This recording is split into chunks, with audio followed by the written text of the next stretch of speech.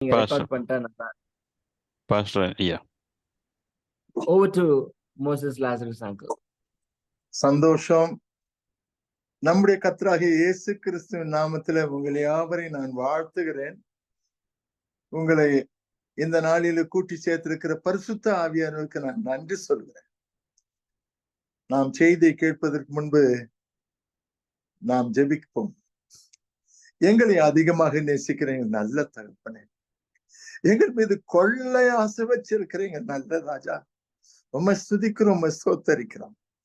நாங்கள் வாழ வேண்டும் என்று விரும்புகின்ற ஒரே எங்களை வாழ வைத்துக் கொண்டிருக்கிற எங்கள் அன்புள்ள தகப்பன், உம்முடைய சித்தத்தின்படி ஆண்டவரே நாங்கள் ஜீவிக்க எங்களுக்கு கற்றுக் கொடுக்கும்.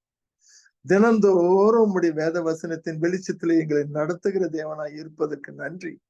இந்த நாளிலேயும் இந்த வேளையிலையும் அப்பா, உம்மை நம்பி வந்திருக்கிற எங்கள் யாவருக்கும் உம்முடைய கண்களிலே இரக்கம், உம்முடைய பிரசனத்தில கிருபை, உம்முடைய பரிசுத்த வேதத்திலிருந்து எங்களுக்கு ஆண்டவர ஆகாரம் தந்தரல் வேணும் என்று வேண்டுகிறோம். எல்லா ஸ்துதி கனம் மகிமை எல்லாம் ஒருவருக்கே செலுத்துகிறோம். எங்கள் ஆண்டவரும் எங்கள் மீட்பரும் உம்முடைய சொந்த குமாரனும் ஆகிய இயேசு கிறிஸ்துவின் நாமத்தில் இந்த விண்ணப்பங்களை ஸ்துதியோடும் ஸ்தோத்திரத்தோடும் உமக்கு தெரியப்படுத்துகிறோம். பரலோகத்தில் இருக்கிற பரிசுத்தமுள்ள எங்கள் நல்ல பிதாவே, ஆமேன், ஆமேன், ஆமேன். ரொம்ப சந்தோஷம். இந்த கால வேளையில எனக்கு இப்படிப்பட்ட ஒரு சந்தர்ப்பத்தை கொடுத்த நம்முடைய தேவனுக்கு நான் நன்றி சொல்லுகிறேன். செய்திக்கு நாம் கடந்து போவதற்கு முன்பதாக நம்முடைய கூட்டத்திலே சில பேர், நான் நினைக்கிறேன் பம்பாயிலிருந்து சில பேர் கூடியிருப்பாங்கன்னு நினைக்கிறேன். பாஸ்டர் லாரன்ஸ் ரெபாலோ அவருக்கு வரேன்னு சொல்லி எனக்கு செய்தி அனுப்பியிருந்தாரு. கேரளாவிலிருந்து சில பேர் கூடுவாங்கன்னு நான் நினைக்கிறேன். எத்தனை பேர் கூடியிருக்கிறாங்கன்னு எனக்கு தெரியாது. ஆனாலும் எங்களுடைய ஐக்கியத்திலிருந்து அநேகர் வந்திருக்கிறாங்க. செல்வம், அவருடைய மனைவி தமிழ்ஜோதி, சிஸ்டர் சுஷீலா, இன்னும் பல பேர் வந்திருக்கிறாங்க. சில பேருக்கு தமிழ் விளங்காது என்று நான் நம்புகிறேன். மத்தியில ஆங்கில பதங்களை நான் பேச விரும்புகிறேன். நீங்க பொறுத்து கொள்ள வேண்டும் என்று உங்களுக்கு கேட்டுக்கொள்கிறேன். நல்லது. நம்மில் அநேகர் வெளி நாடுகளுக்கு சென்று இருக்கிறோம். அநேகர் வெளிநாடுகளுக்கு சென்று இருக்கிறோம். நமக்கு முக்கியமாக தேவைப்படுகிறது சில காரியங்கள். நாம் பிரயாணப்பட்டு போகும்போது வெளிநாடுகளுக்கு, விசேஷமாக வெளிநாடுகளுக்கு நாம் செல்லும் பொழுது முக்கியமான காரியங்கள் நமக்கு தேவைப்படுகிறது. அதுல என்ன தேவைன்னு சொன்னா, வெளிநாடுகளுக்கு போகும்போது எந்த ஏர்லைன்ஸ் ரொம்ப மலிவான டிக்கெட் கொடுக்குறாங்கன்னு பார்ப்போம். அது ரொம்ப முக்கியம். which airlines will give us the cheapest ticket, அதை நம்ம பார்ப்போம். எப்பவுமே பார்ப்போம் நம்ம. அது நல்லது. இன்றைக்கு தலைப்பு பரலோகத்துக்கு ஒரு ஃப்ரீ டிக்கெட். பரலோகத்துக்கு ஒரு ஃப்ரீ டிக்கெட், அதான் இன்றைக்கு தலைப்பு. இப்படி ஃப்ரீ டிக்கெட் கொடுக்குற ஏஜென்ட் எந்த ஏஜென்ட், அதை நம்ம பார்க்கணும். அதை பார்ப்பதற்கு முன்பதாக சில வசனங்களை வேதத்திலிருந்து நான் வாசிக்க கேட்கும்படியாக நான் விரும்புகிறேன். நம்ம மத்தியில 2 பேர் இருக்கிறாங்க, தமிழ்ஜோதி, சுஷீலா. ஆனா நான் இந்த பகுதியை தமிழ்ஜோதி வாசிக்கும்படியா கேட்டுக்கொள்ளுகிறேன். அப்போஸ்தலனாகிய பேதுரு எழுதின பொதுவான நிருபம், 2வது நிருபம், 1ஆம் வசனத்திலிருந்து 11ஆம் வசனம் வரைக்கும் வாசிக்கும்படியா நான் கேட்டுக்கொள்கிறேன். அப்போஸ்தலனாகிய பேதுரு எழுதின பொதுவான 2வது நிருபம், 1ஆம் அதிகாரம், 1ஆம் வசனத்திலிருந்து 11ஆம் வசனம் வரலாம் வாசிக்க கேட்போம்.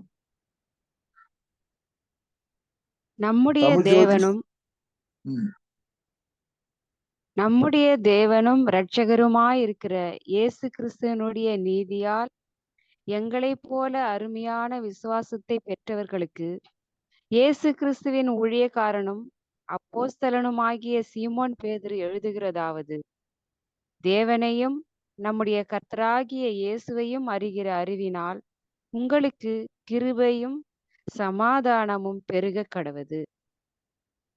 தம்முடைய மகிமையினாலும் காருண்யத்தினாலும் நம்மை அழைத்தவரை அறிகிற அறிவினாலே ஜீவனுக்கும் தேவ பக்திக்கும் வேண்டிய யாவற்றையும் அவருடைய திவ்ய வல்லமையானது நமக்கு தந்தருளினதும் அன்றி, இச்சையினால் உலகத்தில் உண்டான கேட்டுக்கு தப்பி திவ்ய சுபாவத்துக்கு பங்குள்ளவர்களாகும் பொருட்டு மகா மேன்மையும் அருமையுமான வாக்குத்தத்தங்களும் அவைகளினாலே நமக்கு அருளப்பட்டிருக்கிறது.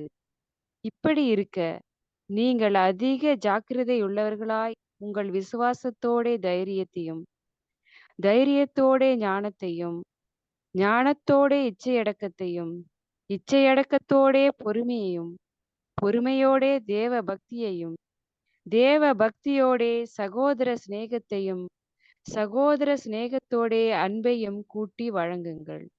இவைகள் உங்களுக்கு உண்டாயிருந்து பெருகினால் உங்களை நம்முடைய கர்த்தராகிய இயேசு கிறிஸ்துவை அறிகிற அறிவிலே வீணரும் கனியற்றவர்களுமாயிருக்க ஒட்டாது. இவைகள் இல்லாதவன் எவனோ அவன் முன் செய்த பாவங்களற தான் சுத்திகரிக்கப்பட்டதை மறந்து கண் சொருகி போன குருடனாயிருக்கிறான். ஆகையால் சகோதரரே, உங்கள் அழைப்பையும் தெரிந்து கொள்ளுதலையும் உறுதியாக்கும்படி ஜாக்கிரதையாயிருங்கள். இவைகளை செய்தால் நீங்கள் ஒரு காலம் இடறி விழுவதில்லை. இவ்விதமாய் நம்முடைய கர்த்தரும் இரட்சகருமாகிய இயேசு கிறிஸ்துவனுடைய நித்திய ராஜ்யத்துக்குட்படும் பிரவேசம் உங்களுக்கு பரிபூரணமாய் அளிக்கப்படும். ஆமென், ஆமென். ஆமென்.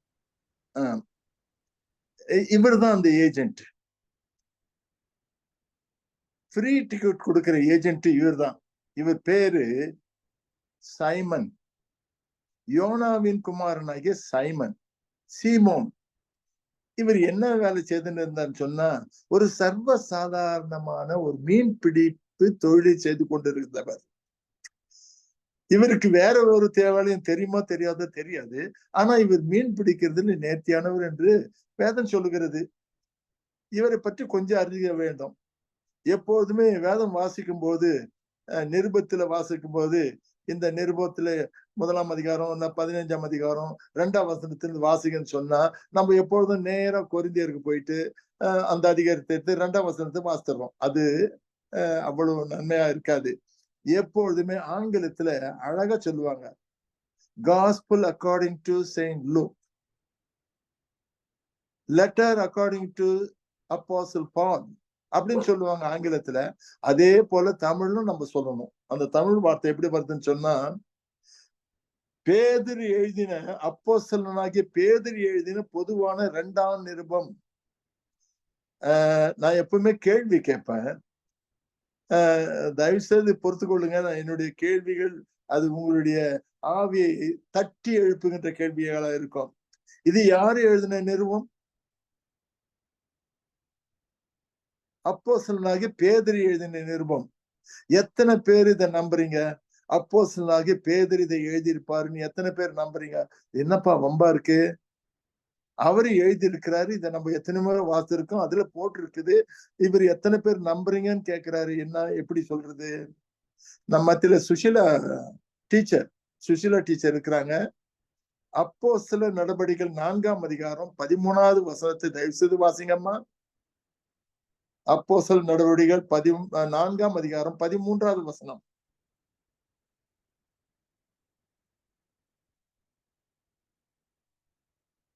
சுஷிலா இல்லையா? தமிழ் ஜோதி வாசிச்சிருக்கியாமா? அப்போஸ்தலர் நடவடிக்கைகள் 4ஆம் அதிகாரம் 13வது வசனம். பேதுருவும் கேக்குதுங்களா? கேக்குதுமா, வாசிமா. நீங்க மியூட் போட்டு பார்த்தா எப்படி அது கேட்கும்? பேதுருவும் யோவானும் பேசுகிற தைரியத்தை அவர்கள் கண்டு அவர்கள் படிப்பறியாதவர்கள் என்றும் பேதமை உள்ளவர்கள் என்றும் அறிந்தபடியினால் ஆச்சரியப்பட்டு அவர்கள் இயேசுவுடனே கூட இருந்தவர்கள் என்றும் அறிந்து கொண்டார்கள். ஆமென். கர்த்தருடைய நாமத்துக்கு ஸ்தோத்திரம். வேதம் தெளிவாக அழகாக பேசுகிறது. அது என்னன்னு சொன்னா, வீடியோ எடுத்துருமா சுஷிலா? வீடியோ முடிச்சிடுங்க. வீடியோ முடிச்சிடுங்க. வேதம் அழகாக தெள்ளந்தெளிவா சொல்லுகிறது, பேதுவும் யோவானும் படிப்பறியாதவர்கள், பேதமை உள்ளவர்கள். படிப்பறியாத ஒருவர் எப்படி நிருபத்தை எழுத முடியும்? படிப்பறியாத ஒருவர் எப்படி யோவான் சுவிசேஷத்தை எழுத முடியும்? படிப்பறியாத ஒருவர் எப்படி நிருபங்கள் 3 நிருபங்கள் எழுத முடியும்? அதை விட்டுடுங்க. படிப்பறியாத ஒருவர் எப்படி வெளிப்படுத்தின விசேஷத்தை எழுத முடியும்? அடுத்த வார்த்தை சொல்லுகிறது, அவர்கள் ஆச்சரியப்பட்டு அவர்கள் இயேசுவோடு இருந்தார்கள் என்று அறிந்து கொண்டார்கள். நல்லா விளங்குங்க. நம்முடைய பாஷையில சொல்லணும்னு சொன்னா இந்த 2 பேரும் கை நாட்டுங்க. பேதுரும் யோவானும் 2 கை நாட்டு. கையெழுத்து போடுற இடத்துல கை நாட்டு வைப்பாங்க. அப்படிப்பட்ட கூட்டத்தை சார்ந்தவங்க. ஆனா அவர்கள் இயேசுவோடு இருந்தார்கள் என்று அறிந்து கொண்டார்கள். இயேசுவோடு இருந்தா அப்படி நடந்துருமா? அப்ப இயேசு யாரு? யோவான் எழுதின சுவிசேஷம் 7ஆம் அதிகாரம் 15வது வசனத்தை வாசிங்கம்மா. யோவான் எழுதின சுவிசேஷம் 7ஆம் அதிகாரம் 15வது வசனம். அப்பொழுது யூதர்கள் இவர் கல்லாதவராய் இருந்தும் வேத எழுத்துக்களை எப்படி அறிந்திருக்கிறார் என்று ஆச்சரியப்பட்டார்கள். யாரு கல்லாதவர்? நம்முடைய கர்த்தராகிய இயேசு கிறிஸ்து. இவர் படிக்காதவர். இதெல்லாம் வேதத்தினுடைய ஆதாரத்தின் சாட்சிகள். இவரே படிக்காதவர், இவரு கூட இருக்கிறவங்க வேற படிக்காதவங்க. எப்படி இவங்க 3 பேருமா சேர்ந்த ஒரு சுவிசேஷத்தை எழுத முடியும்? அதுக்கு உதவி செய்திருக்கிற ஆண்டவர். இதெல்லாம் சொன்னா இவர் சர்வ வல்லமை உள்ள தேவன். இவர் சர்வ வல்லமை உள்ள தேவன். இவரால் ஆகாத காரியம் உலகத்துல ஒன்றும் கிடையாது என்று வேதம் அழுத்தம் திருத்தமாக சொல்லுகிறது. ஆகினால இவரை பற்றி முகவரை நான் சொல்ல வேண்டும் என்றால், இவர் படிக்காதவர். ஆனாலும் நன்றா விளங்கிக் கொள்ளுங்க, இந்த வெளிப்படுத்தின விசேஷத்துல இவர்கள் உண்மையும் நீதியும் உள்ள வார்த்தைகள், இதை எழுது என்று ஆவியானவர் சொல்லும் போது படிக்காதவன் கூட எழுதுவான். ஆண்டவர் சொன்னா எழுந்து நடன்னு சொன்னா நடக்காதவன் நடந்திருக்கிறான்.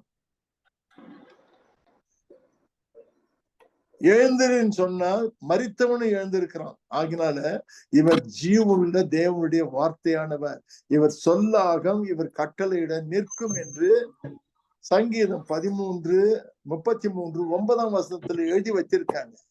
இதையெல்லாம் நான் உங்களுக்கு ஞாபகமா சொல்லி கொண்டு போகிறேன். இப்பேற்பட்டவர் தான் இன்னைக்கு இந்த ஏஜென்ட், டிராவல் ஏஜென்ட். இவர் சொல்றாரு, ஃப்ரீ டிக்கெட் நான் தரேன். ஆனா அதுல நிபந்தனைகள் இருக்கிறது.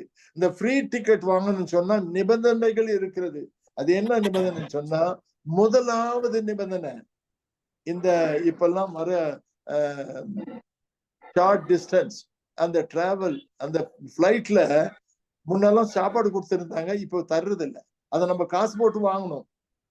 எது இருந்தாலும் காசு போட்டு வாங்கணும். முன்னெல்லாம் அது பேக்கேஜ்ல அது தானா வரும். நான்வெஜ்ஜா வெஜிடேரியனா அப்படின்னு கேட்டு அதை நமக்கு கொடுப்பாங்க. ஆனா இப்பொழுது சில ஏர்லைன்ஸ்ல அது நம்ம காசு போட்டு வாங்கணும். வேதம் அழகா இந்த பேதுரு சொல்றாரு அவருடைய நிருபத்துல 3ஆம் வசனத்தை தயவு செய்து கொஞ்சம் வாசிங்கம்மா.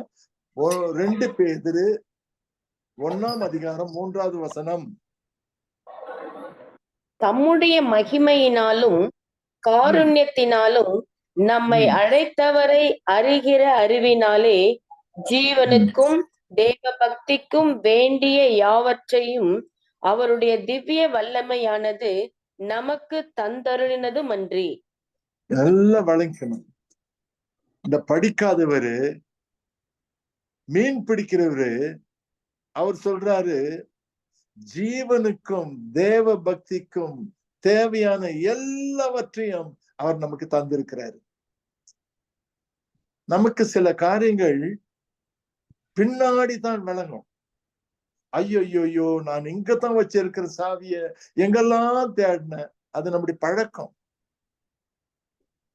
நான் பூட்டிட்டு வந்தனா இல்லையான்னு தெரியலையே, ஒரு முறை கூட போய் பார்த்துடலாம். வந்து பார்த்தா அது பூட்டிட்டு தான் இருக்கு. அது நம்முடைய சுவாபம். இது எதுக்கு நான் உங்களுக்கு ஞாபகப்படுத்துறேன்னு சொன்னா, அந்த பேதுரு சொல்றாரு, நம்முடைய ஜீவனுக்கும், நாம ஜீவிக்க வேண்டிய ஜீவனுக்கும் தெய்வ பக்திக்கும் எவையெல்லாம் தேவையோ அவை எல்லாவற்றையும் தேவன் ஏற்கனவே கொடுத்துட்டு இருக்கிறார். அத நமக்கு தெரியுதில்ல. நல்லா விளங்கிங்க. மத்தேயு எழுதின சுவிசேஷம் 6ஆம் அதிகாரம் 25வது வசனத்தை கொஞ்சம் வாசிங்கம்மா. மத்தேயு எழுதின சுவிசேஷம் 6ஆம் அதிகாரம் 25. ஆகையால் எண்ணத்தை உண்போம், எண்ணத்தை குடிப்போம் என்று உங்கள் ஜீவனுக்காகவும், எண்ணத்தை உடுப்போம் என்று உங்கள் சரீரத்துக்காகவும் கவலைப்படாதிருங்கள் என்று உங்களுக்கு சொல்லுகிறேன். ஆகாரத்தை பார்க்கிலும் வாசிங்கம்மா. ஆகாரத்தை பார்க்கிலும் ஜீவனும், உடையை பார்க்கிலும் சரீரமும் விசேஷித்தவைகள் அல்லவா? ஆகாயத்து பறவைகளை, ஆகாயத்து பட்சிகளை கவனித்து பாருங்கள். அவைகள் விதைக்கிறதும் இல்லை, அறுக்கிறதும் இல்லை, களஞ்சியங்களில் சேர்த்து வைக்கிறதும் இல்லை. அவைகளையும் உங்கள் பரமபிதா பிழைப்பூட்டுகிறார். அவைகளை பார்க்கிலும் நீங்கள் விசேஷித்தவர்கள் அல்லவா? கவலைப்படுகிறதினால் போதும்மா. ஆகையினால் நல்லா விளங்குங்க. எண்ணத்தை உண்போம், எண்ணத்தை குடிப்போம், எண்ணத்தை உடுப்போம் என்று கவலைப்படாதிருங்கள். சொன்னவர் யாரு? நம்மை உண்டாக்கின தேவன். நம்மை உண்டாக்கின தேவன். நல்ல விளங்குங்க. இவர் எப்பேற்பட்டவர் என்று நாம் தினந்தோறும் அறியக்கூடிய சந்தர்ப்பங்கள் அநேகமாக பரிசுத்த ஆவியானவர் நமக்கு தந்து கொண்டே இருக்கிறார். இவர் எப்பேற்பட்டவர், இவர் எப்பேற்பட்டவர் என்பதை நாங்கள் அறிய வேண்டுமென்னா ஆதியாகமத்தில் தொடங்கணும். மனுஷனை இவர் பூமியில உண்டாக்குவதற்கு முன்பு இந்த மனுஷனுக்கு தேவையான சகலத்தையும் உண்டாக்குனார். முதல் அது ஆதியாகமம் 3ஆம் வசனத்திலிருந்து நம்ம படிச்சுக்கொண்டே வந்தா அது கடைசி வரலும் வரும். 3ஆம் வசனத்திலிருந்து 25வது வசனம் வரையிலும் இந்த பூமியில மனுஷனுக்கு என்னென்ன தேவை என்பதை அழகாக உண்டு பண்ணின பிறகு மனுஷனை உண்டாக்கினார். ஏன்னு சொன்னா அவன் ஜீவிக்கணும். இப்பேற்பட்ட ஞானம் உள்ள தேவன் தான் நம்முடைய தேவன். அவர் சொல்றாரு, எண்ணத்தை உண்போம் என்றும், எண்ணத்தை குடிப்போம் என்றும், எண்ணத்தை உடுப்போம் என்று கவலைப்படாதிருங்க. காட்டு புஷ்பங்களை நோக்கி பாருங்க. அந்த காட்டு புஷ்பங்களை உடுத்தினவன் நாத்தான். அது எப்படி உடுத்திருக்குன்னு சொன்னா, சாலமோன் தன்னுடைய சர்வ மகிமையிலும் இந்த பூவுகளுக்கு நான் உடுத்தினது போல அவன் உடுத்தினதே கிடையாது. என்ன ஒரு அழகுள்ள ஒரு வார்த்தைகளை கர்த்தர் பேசுகிறார். உங்களை என்னை உடுத்தி பார்ப்பது இவருக்கு பிரியம். பிள்ளைகளை உடுத்தி பார்ப்பது பெற்றோருக்கு பிரியம். எப்பொழுதுமே சந்தோஷப்படுவார்கள். அதை காட்டிலும் நமக்கு அப்பாவும் அம்மாவுமா இருக்கிற நம்முடைய ஜீவனுள்ள தேவனாய் கர்த்தர் சொல்லுகிறார், உங்களுடைய ஜீவனுக்கும் தெய்வ பக்திக்கும் என்னென்ன தேவையோ எல்லாவற்றையும் அவர் உண்டாக்கி இருக்கிறார். தேடி கண்டுபிடிக்க வேண்டிய ஒரே வேலை தான் நமது. அதத்தான் பேதுரு சொல்றாரு அந்த 3வது வசனத்துல. அதுக்கு பிறகு இந்த ஏஜென்ட் சொல்றாரு, நீங்க பிளைட்டை பிடிக்கணும்னு சொன்னா இந்த காரியத்தை செய்யணும். என்னென்ன காரியத்தை செய்யணும்? 5ஆம் வசனத்திலிருந்து 9வது வசனம் வரலாம் சொல்றாரு அவர். அது என்ன சொல்றாருன்னு சொன்னா, இப்படி இருக்க நீங்கள் அதிக ஜாக்கிரதை உள்ளவர்களாய் உங்கள் விசுவாசத்தோட தைரியத்தையும் நல்லா வழங்குங்க. நிறைய பேருக்கு விசுவாசம் இருக்கும், ஆனா தைரியம் இருக்காது. உதாரணமா சொல்றேன். கர்த்தர் சொன்னாரு, நீங்கள் போய் வியாதிஸ்தர் மேல் கைகளை வைப்பீர்கள், அவர்கள் பிழைப்பார்கள். மரித்தோரை எழுப்புங்க, குஷ்டரோகிகளை சுத்தம் பண்ணுங்க. இந்த அதிகாரத்தை எல்லாம் கர்த்தர் கொடுத்து வச்சிருக்காரு. எத்தனை அதிகாரத்தை நம்ம இதுவரையிலும் உபயோகப்படுத்தணும்னு நமக்கு தெரியாது. ஆனா பயம், ஐயோ பிசாசை பார்த்து நீ போன்னு சொன்னா அது போமோ போகாதோ. எத்தனை பேருக்கு நான் ஜெபம் பண்ணியிருக்கேன், அவங்களுக்கு சுகம் வந்துச்சோ வரலையோ எனக்கு தெரியாது. இப்படிப்பட்ட சந்தேக பேர் வழிகளுக்கு எதுவுமே நடக்காது. ஆனா வேதம் என்ன சொல்லுது? உங்கள் விசுவாசத்தோட தைரியத்தையும், தைரியம் வேணும். என் தேவனுடைய நாமத்துல நான் சொன்னா இது நடக்கும் என்று அந்த விசுவாசிக்கின்ற தைரியம் வேணும். இப்பேற்பட்ட தைரியம் இல்லாதவர் தான் சவுல் ராஜாவோடு இருந்த அத்தனை மனுஷரும் 40 நாள் உட்கார்ந்து இருக்கிறாங்க. அந்த கோலியாத்தோடு தினந்தோறும் சண்டை போட முடியாம 40 நாள் உட்கார்ந்து இருக்காங்க. ஒருத்தன் வந்தான், அவங்க சகோதரர்களை பார்க்க வந்தார். அவரு அந்த சகோதரர்களை பார்த்துட்டு நலம் விசாரிச்சு போக வந்தவர். அவர் வந்துட்டு அவன் ஜீவன்ல தேவனை தூஷிக்கிறத கேட்டான். அது ஒன்னே ஒண்ணுதான். அதுல வந்த வம்பு தான் மீதி. எதுக்கு இதை சொல்றேன்னு சொன்னா, இவனுக்கு விசுவாசம் ஏற்கனவே ஒரு சிங்கத்தை அடிச்சிருக்கிறான், ஒரு கரடி அடிச்சிருக்கிறான், அனுபவம் இருக்குது. ஆனா இந்த கோலியாத்தினுடைய வாயிலிருந்து வந்த வார்த்தையை கவனிச்சாங்க. டேய், என்னிடத்துல நீ ஒரு தடியோடு கல்லோடு வர நான் என்ன நாயான்னு கேட்டான். எப்பவுமே நாங்க நல்லா விளக்கணும். நம்ம யாரோடு சண்டை போட்டாலும் யாரோடு வாதம் பண்ணாலும் அந்த அடுத்தவனுடைய வாயிலிருந்து என்ன வார்த்தை வருதோ அதை நல்லா கவனிக்கணும். அந்த கோலியா சொன்னா, நீ என்னிடத்தில் இவ்விதமாய் வருவதற்கு நான் நாயா என்று கேட்டான். அப்போ தாவீது யோசித்தான், இதுவரையிலும் ஒரு சிங்கத்தை அடிச்சிருக்கிறேன், ஒரு கரடி அடிச்சிருக்கிறேன், நாயை நான் அடிச்சதே கிடையாது. அப்போ யோசித்தான், கரெக்ட், நாய் அடிக்கிறதுக்கு என்ன தேவை? தடி வேணும், கல்லு வேணும். தடி இல்லம்மா, கல்லுப்பா. கல்லு வேணும். அது கரெக்டா கையில இருந்துச்சா இல்லையா? இருந்துச்சு. தாவீது கையில இருந்தது. அப்போ தாவீது யோசித்தான், கரெக்டா தான் வந்திருக்கிறேன், இந்த நாய் இன்னைக்கு ஒரே கல்ல அடிச்சிடுறேன்னு சொல்லிட்டு அடிச்சு போட்டான். அது அவனுக்கு தைரியம். அவனுக்கு விசுவாசம் ஏற்கனவே இருந்தது. அந்த விசுவாசத்தோடு தைரியத்தை சேர்த்துக்கிட்டான். இப்ப ஒவ்வொரு பகுதியா நம்ம வாசித்து பார்த்தா பரிசுத்த ஆவியானவர் நமக்கு என்ன சொல்றாரு திட்டவட்டமா நமக்கு தெரியும். திட்டவட்டமா தெரியும். ஏன் சொன்னா, இந்த பரிசுத்த ஆவியானவர் தான் நம்மை பரலோகத்துக்கு கொண்டு போக தீர்மானம் செய்து நம்முடைய உள்ளங்களில வாசம் பண்ண வந்திருக்கிறார். அவர் நம்மை விடவே மாட்டார்.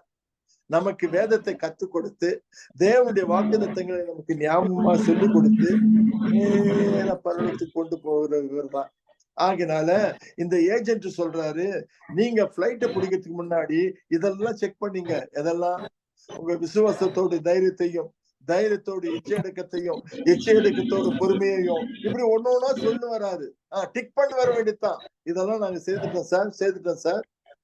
அதுக்கப்புறம் கடைசியில என்ன சொல்றாரு அவரு?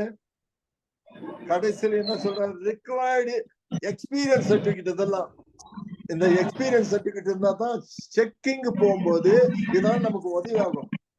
விசுவாசத்தோட தைரியத்தை சேர்த்திருக்கிறீங்களா? ஐயோ, நான் கண்டிப்பா சேர்த்திருக்கிறேன், இதுக்கு இதெல்லாம் அத்தாட்சின்னு சொல்லிட்டு ஒவ்வொரு சூழ்நிலையில கர்த்தர் நம்மளை வழி நடத்தின சாட்சிகளை சொல்லணும்.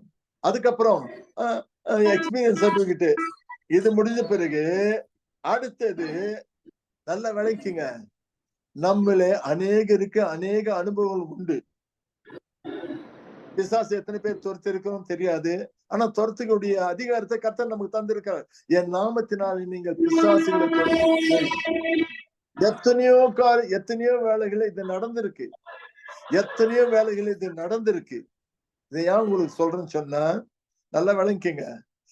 தேசாந்தரியா சுத்துகின்ற 7 பிள்ளைங்க, அவங்க அப்பா யாருன்னு சொன்னா, அவங்க அப்பா பேரு ஸ்கேவா. அவர் என்ன வேலை செய்யுதுன்னு சொன்னா, பிரதான ஆசாரியனுக்கு பிறந்த 7 ஆண் பிள்ளைங்க அவங்க தேசாந்தர சுத்தி இருந்தாங்களாம். ஏன் சொன்னா, இந்த காலத்துல நல்ல ஊழியக்காரனா இருப்பாரு, அவங்க பிள்ளைங்க தேசாந்தர சுத்தி நிற்பாங்க. ஏன்னு சொன்ன, வேகபான்ஸ். எங்க போறோம், எதுக்கு போறோம்ன்ற ஒரு குறிக்கோளும் கிடையாது, ஒரு நோக்கமும் கிடையாது. ஊரை சுத்துற கூட்டம்.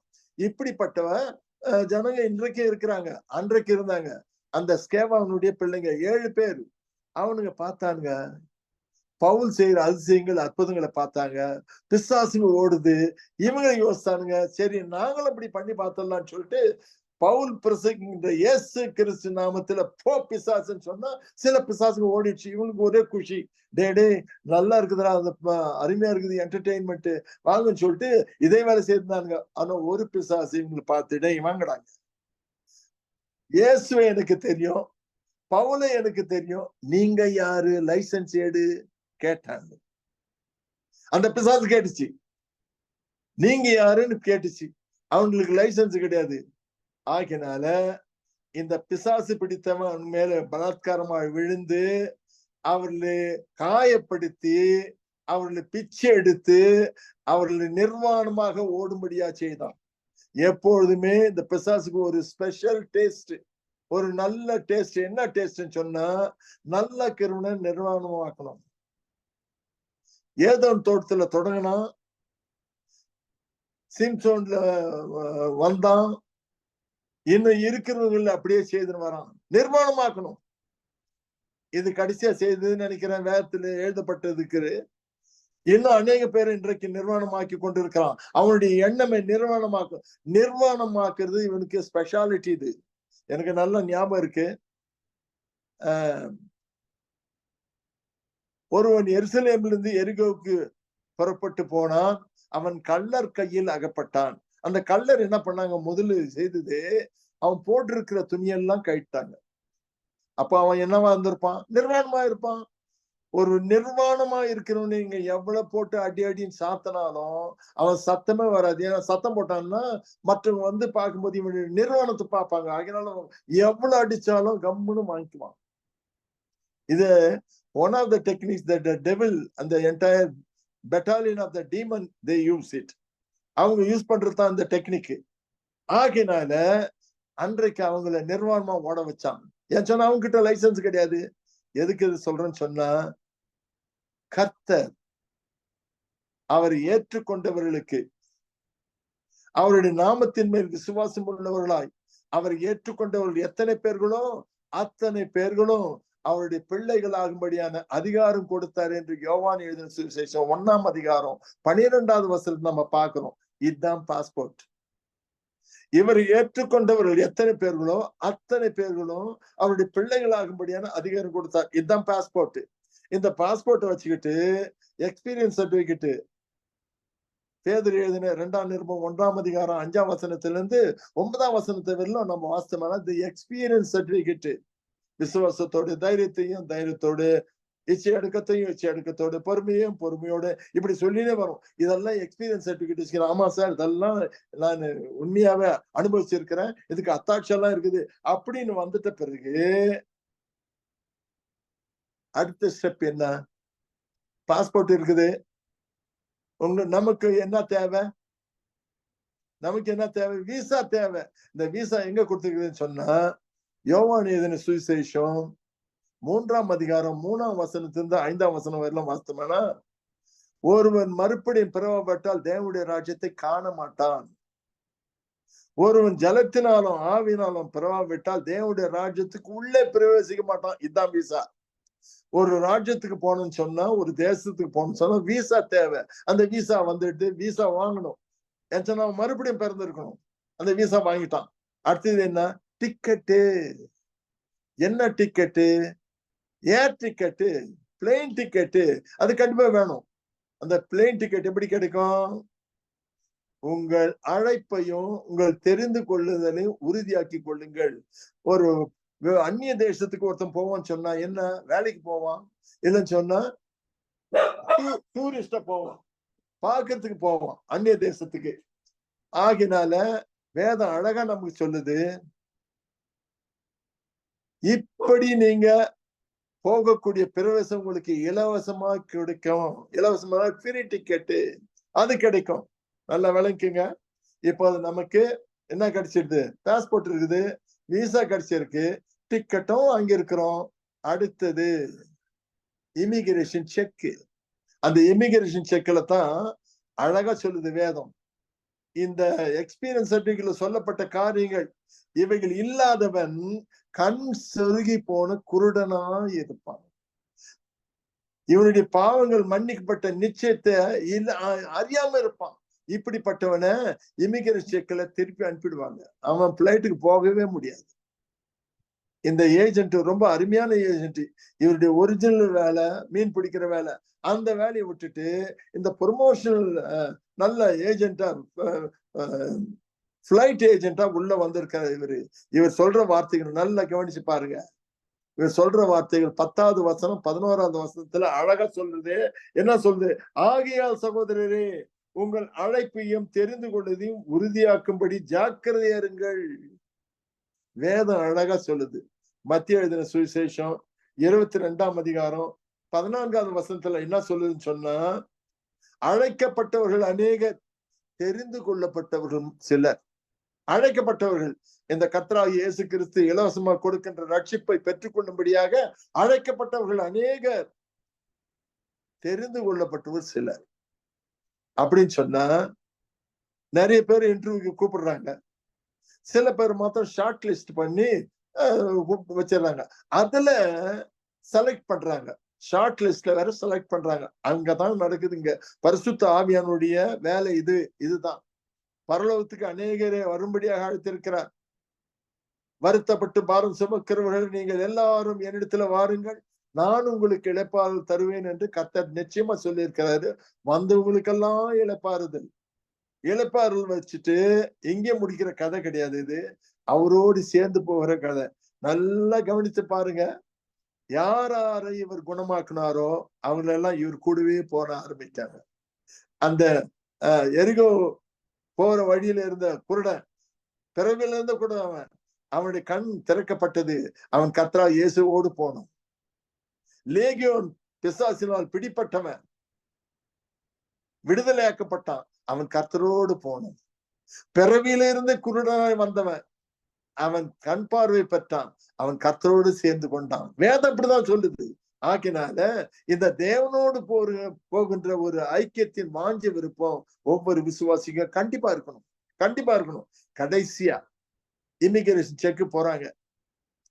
இமிகிரேஷன் செக்ல நிறைய காரியங்களை பாக்குறாங்க. ஓ, நீங்க இந்த ஊரா, நீங்க தான் இந்த ஆளா, உங்களுக்கு இந்த எக்ஸ்பீரியன்ஸ் சர்டிபிகேட்டா இருக்குதா, correct. Do you have a call? Yes sir, என்கிட்ட இருக்கு சார், கால் லெட்டர் இருக்கு sir. Have you been chosen for a particular job? இந்த வேலைக்கு உங்களை கண்டிப்பா வர சொல்லிக்கிறாங்க. ஆமா சார், இது இருக்கு சார், அழைப்பு இருக்கு சார். எல்லாம் காட்டின பிறகு கடைசியா கிளியரன்ஸ் சர்டிபிகேட், இது ரொம்ப முக்கியம். இந்த கிளியரன்ஸ் சர்டிபிகேட்டா ரொம்ப ரொம்ப அவசியம் எல்லா விசுவாசிகளுக்கும். அந்த கிளியரன்ஸ் சர்டிபிகேட் எங்க வச்சுக்கிறார் கர்த்தர்னு சொன்னா, எபிரேயர் 12ஆம் அதிகாரம் 14வது வசனத்தை வாசிங்கம்மா. எபிரேயர் 12ஆம் அதிகாரம் 14வது வசனம். எபிரேயர் 12ஆம் அதிகாரம் 14வது வசனம். யாவரோடும் சமாதானமாய் இருக்கவும் பரிசுத்தமுள்ளவர்களாய் இருக்கவும் நாடுங்கள். பரிசுத்தம் இல்லாமல் ஒருவனும் கர்த்தரை தரிசிப்பதில்லையே. ஆமா, ரொம்ப முக்கியம். நம்ம பரலோகத்துக்கு போறது நம்ம கர்த்தராகிய இயேசு கிறிஸ்துவை பார்க்கணுன்றதுக்காகத்தான்.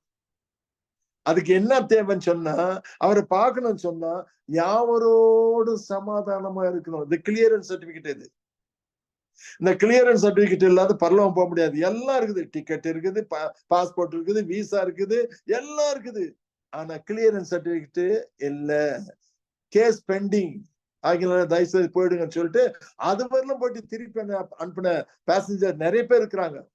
சார், எங்களை இமிகிரேஷன்ல ரிஜெக்ட் பண்ணிட்டாங்க சார். ஏன் சொன்ன, போலீஸ்ல 2 கேஸ் இருக்குதான், அதுல நாங்க மாட்டிக்கிட்டோம்.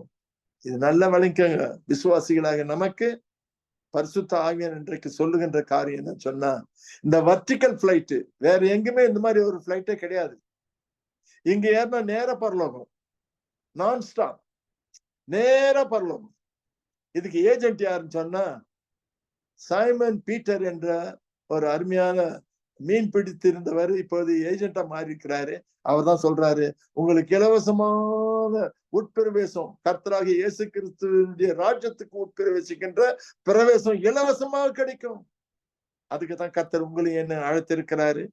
அதுக்கு முக்கியமான தேவைகள் என்னது என்று நாம பார்த்தோம். விசேஷமா கிளியரன்ஸ் சர்டிபிகேட் ரொம்ப முக்கியம். யாவரோடும் சமாதானமா இருக்கும், ரொம்ப ரொம்ப முக்கியம். இன்றைக்கு நம்மோடு பேசுகின்ற பரிசுத்த ஆவியானவர் தாமே இந்த காரியங்கள் நமக்கு கற்றுக் கொடுத்தவர். நாம் யாவரோடும் சமாதானமா இருக்கும்படியாக கர்த்தர் நம்மை வழிநடத்துவராக. கர்த்தருடைய நாமத்துக்கு ஸ்தோத்திரம். God bless you all. God bless you. Thank you, uncle. Thank you so much for the wonderful message. இப்பவே எல்லா flight ஏறின மாதிரி இருக்கு. Praise God. Hallelujah. Thank you so much. God bless you. Praise God.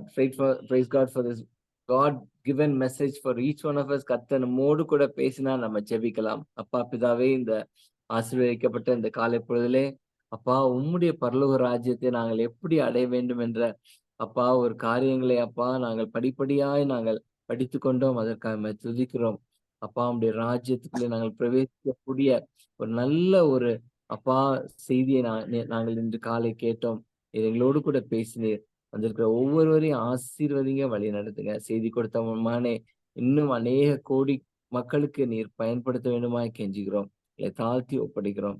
இயேசு ராஜாவின் நாமத்திலே கெஞ்சுகிறோம் ஜீவனுள்ள நல்ல பிதாவே, ஆமென். ஆமென்.